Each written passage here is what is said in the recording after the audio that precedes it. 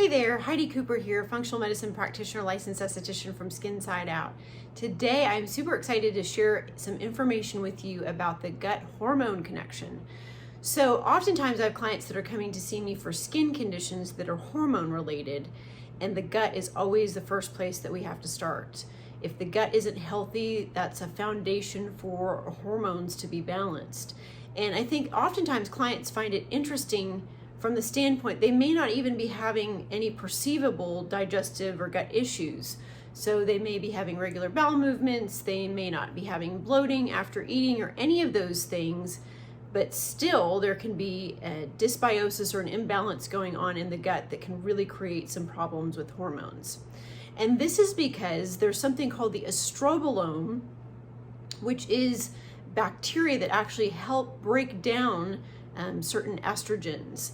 And a lot of these estrogens we're exposed to environmentally these days, or these xenoestrogens, these products and toxic chemicals that mimic estrogen in the body. And so we need these certain groups of bacteria to help break those down. And so when there is some sort of imbalance going on in the gut, we don't have the ability to break that down. That can really be problematic from that standpoint. And then as well, we're not able to assimilate the nutrition from our diet to manufacture other hormones as well.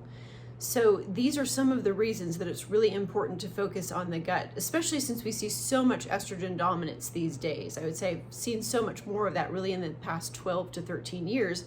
And that's a situation where progesterone is lower than estrogen. And you can have varying levels of estrogen and progesterone. They could even be low, but the progesterone is lower. So that creates a dominant situation, and it creates all sorts of unfavorable symptoms for people when that occurs. So we really need to make sure that that gut health is in check to be able to break down some of these environmental toxins that we're exposed to that are estrogen mimicking and really creating problems for us. And really just to metabolize hormones effectively regardless. That gut health really needs to be in check.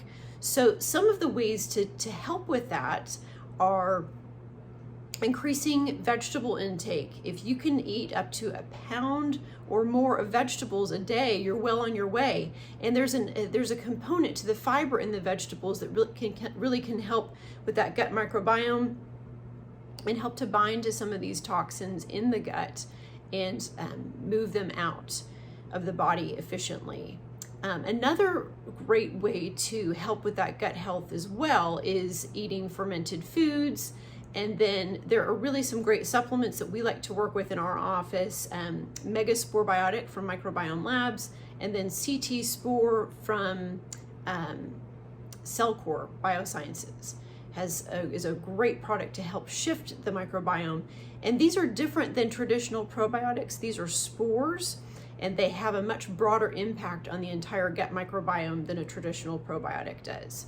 So I hope that that was some helpful information for you. I know a lot of times people don't really make that association with the gut and the hormones, but it's critical for healthy hormone health. And once again, it may be a situation where there are not necessarily perceivable digestive or gut health symptoms, but we really need to be doing all that we can to make sure that that gut health is in check, because adding additional hormones, which is so common these days, is not really going to solve the problem if we don't have the gut health in check in the first place. So hope that was some helpful information for you. If it was, please like and share this video. Health and happiness. Have a super fantastic day. Thanks so much.